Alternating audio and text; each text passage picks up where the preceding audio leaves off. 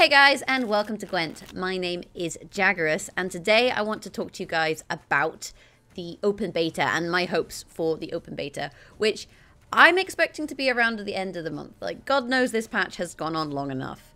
I think that the Hearthstone and Goro release maybe pushed back open beta a little bit, and then the fact that they're having this $100,000 tournament also pushed it back because they didn't want to patch in the middle of a tournament and, you know, mess with the players. But effectively what's happening is on the 13th of May, at the ESL Arena in Poland, they're going to be having a $100,000 Gwent tournament with 4 qualified players from the community and 4, like, big names like Trump and Life Coach, for example, I believe are competing. And that tournament's taking place, and the expectation of the community is that open beta will be kind of after that, because it's been a long time since we've had a patch. And the thing is, you know, CDPR have been very quiet about upcoming changes, whereas normally they're a bit more noisy. And I think that's because they kind of want to have a big, like, open beta extravaganza, basically. But today I kind of want to discuss my hopes for open beta in terms of new features and in terms of changes to existing features. And the first thing that I really hope that they do change on PC is the user interface. Those of you who watch my stream on Twitch will know that I always click on the wrong thing. Like, always. This is a console user interface if ever there was one. Like, why do we need this many pages to kind of go through everything? And the thing is, it didn't used to have this interface. There used to be an interface with, like, a menu down the side. I've seen screen caps of it. And it used to be, you know, just a little bit more simple to navigate. Like, I don't know, I go to cards thinking, I'm going to buy new cards. I want to go to cards. No, you got to go to shop. And then you got to go to shop. Then you got to go to open keg. Oh, you know, it just is a bit awkward. Or, like, I'll be sitting in the deck builder, and because it has all my decks listed in exactly the same way as it's deck selection for a game, I'll be like, oh, so I'll finish building a deck, I'll click back, and I'll be like, okay, now time to play this deck. And instead of, you know, going to a game, it's going to load me into the deck builder. And all of these, like, loading screens with the kind of user interface, just, it feels very weird compared to other card games. You know, much more, other card games feel much more streamlined, for example. And the user interface is definitely something that I hope that we see some change to. Another feature of the game that really, really needs to change is actually with the deck builder and the collection. And it's the fact that if you want to look at or make cards that you don't have, you have to go to the collection. So I have to go to here to find the cards that I don't have, of which there are about 40. But anyway, let's say I'm making a deck. And let's say I'm in the deck builder and I'm making my deck. And the thing is, I've got a bunch of scrap. You know, I've got a bunch of scrap and I'm thinking, you know, what should I, maybe there's cards I could add to this deck with this scrap. But the thing is, if I'm making a deck, you don't actually see the cards that you don't own in here. And what I would really love is for options where you can see the cards that you don't own, you know, in here. And have the option to craft those from the deck builder to go into your deck. Because otherwise what I have to do is I have to be like, right, what cards do I need? I don't know. Maybe I'll go back through this loading sequence. And then out of here, through another loading sequence. Into the collection, through another loading sequence. And, you know, I'm making this Skellige deck. Let's see my Skellige cards. And then also the fact that you have to, like, bring up the filters in order to find the filters. It's just, oh, it's just annoying. Wait, we want unowned. We don't want this. There we go. Unowned. And now we can see Champion of Champions. Well, we want to craft that for our deck. So then we craft it. Let's just pretend that we crafted it. And then you have to go back through all of these other menus just to get back to your deck. And it's just really kind of slow and frustrating. And this is some of the stuff I would like to see CD Projekt Red clear up. I think it's, like, acceptable for a closed beta, but I think as you get into the open beta, just the usability of your game is important. And, like, I know it's a small gripe and it's like it's not stopping me from playing the game, but it is definitely something I would hope to see cleaned up as we go into open beta. Another feature I would like to see kind of sorted out is the drop rates for premium cards. The drop rates for premium cards in Gwent are atrocious, especially considering the fact that you don't get any extra scrap for disenchanting them. So if we look at the collection that I have, bear in mind that I've probably opened easily 300 plus kegs at this point, right? So we're looking at our collection, we're going to look at our cards, and we're going to look at, whoops, all cards owned premium cards. These are all of the premium cards that I own. Bear in mind, Geralt you get for free. Like, if you play during closed beta, you got Geralt, you got premium Geralt for free. So this is a closed beta card that you get for free. Then, before they did the Nilfgaard patch, I found Bruverhug, and I actually found him relatively early. Like, I hadn't really opened or bought that many packs before then. So I found Bruverhug, I got an animated Bruverhug, and that was awesome. And then they dropped the, I think it was the Nilfgaard patch, or maybe the positioning patch, but they added some new premiums, like some bronze premiums. And when they did that change, the drop rate was actually quite high. You know, we got Dimeritium Bomb, and I got Swallow Potion, because I think they'd messed with the drop rates, and I was actually getting loads of premium Dimeritium Bombs at this time. And that was great. So I got premium swallow potion. I got premium Demurtium bomb. Apparently I have 2 premium swallow potions. So there you go. See, that's how good the drop rate was. Then they kind of realized that the drop rate was too high and tweaked it. And now basically premiums, especially like, you know, gold or silver premiums, are just non-existent. Since then, I've opened a premium Lacerate and a premium Biting Frost, and that is it. And I have opened so many packs. Like, I've opened plenty of packs in my time. And it just feels like, you know, you never really see these cards. And in some ways it feels like, you know, using scrap on non-premiums is a bit of a waste because you're never going to find premiums in packs. Whereas at least in stuff like Hearthstone, you see, you know, your golden cards quite often. And like, I will admit that the premiums in Gwent are, you know, they're much cooler than the premiums in Hearthstone. And like, fair enough them being rarer, but the current drop rates are just abysmal. So the next thing I'm hoping to talk to you guys about is campaigns and single player. And you would be surprised about the number of players who play card games and don't actually play against other players. A lot of people like to play against other players. But the thing is, in Gwent, we have this single player tab, and it's completely empty.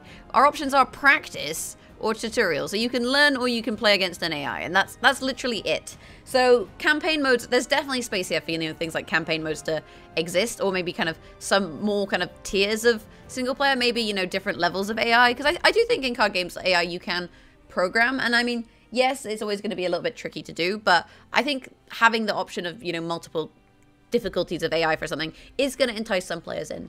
And whilst I don't know if we'll necessarily see a campaign with the single player, so not with single player, with the open beta, it's definitely something I want to see, you know, during open beta or towards the launch of the game, us getting some campaigns.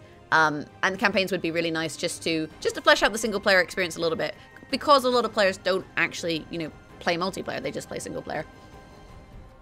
Now, with the campaign mode, we'll expect to see some new cards, and new cards is exciting. We all expect to see new cards. Open beta, it would be great if we got some new cards, along with, you know, maybe a campaign that, you know, unlock them. But one of the things I think that this game needs changes to is what I'm going to call boring cards. And boring cards are the cards you never see play because they don't do anything. So these are the cards where all they do is they provide points. And you never see anyone play these cards. Like, you know, you see all these cards with flavor text get played, like gain 2 strength for each dwarf.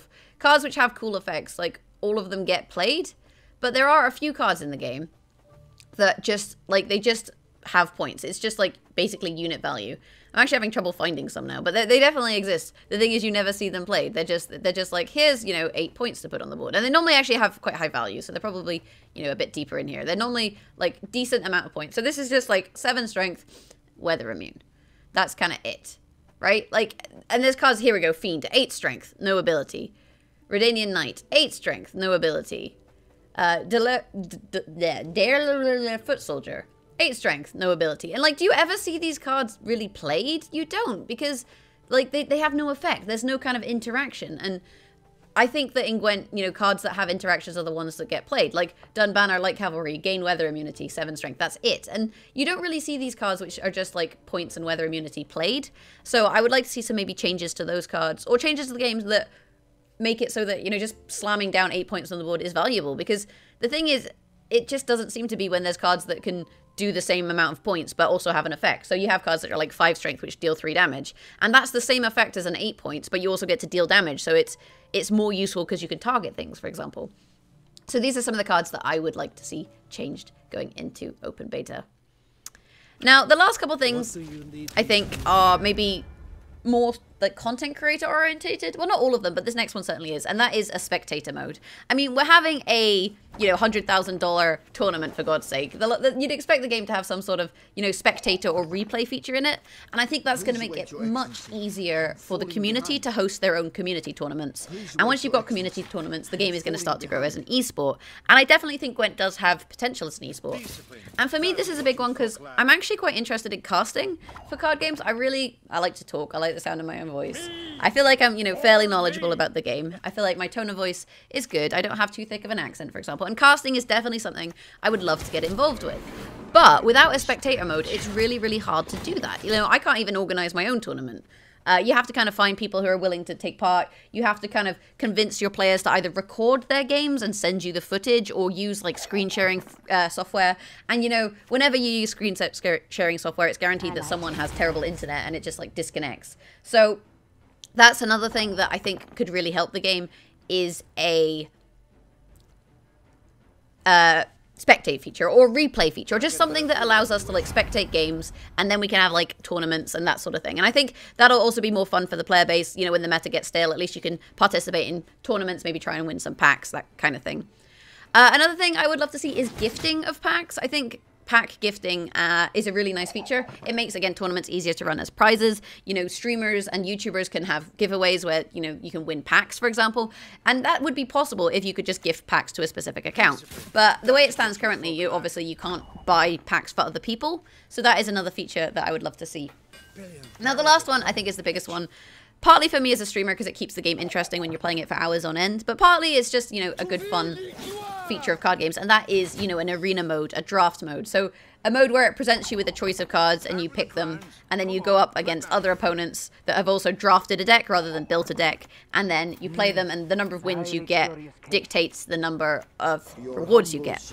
And after you get 3 losses with a deck, you're out and you start again. And maybe, you know, we pay scrap to enter. We play through, we get our rewards, and you craft your decks and stuff. And that just adds some variety to the game, because there's nothing more fun than winning a game with a janky-ass deck. Like, I just want to play me some janky-ass decks, but against other janky decks. And it also gives people an option to, you know, escape the meta, because even in casual, right? Even in casual, I seem to find that often what seems to happen is you end up getting matched against meta decks. Like, in ranked, you got meta decks. In casual, you got meta decks. Like, where can I play me some janky-ass decks? And that's why I feel like ranked is the last thing that I really would hope to see in open beta. I mean, I'm not convinced that I'll see all of these changes come open beta, but, you know, CDPR have had a lot of time. They've been quite quiet for a while, so I'm expecting kind of big things with open beta, as well as, like, an influx of lots of new, fresh blood for us to, you know, defeat, basically. But that's kind of my 10 cents. Let me know, guys, what do you want from open beta? Let me know in the comments below what you hope to see with open beta. Beyond that, you know, thanks for watching.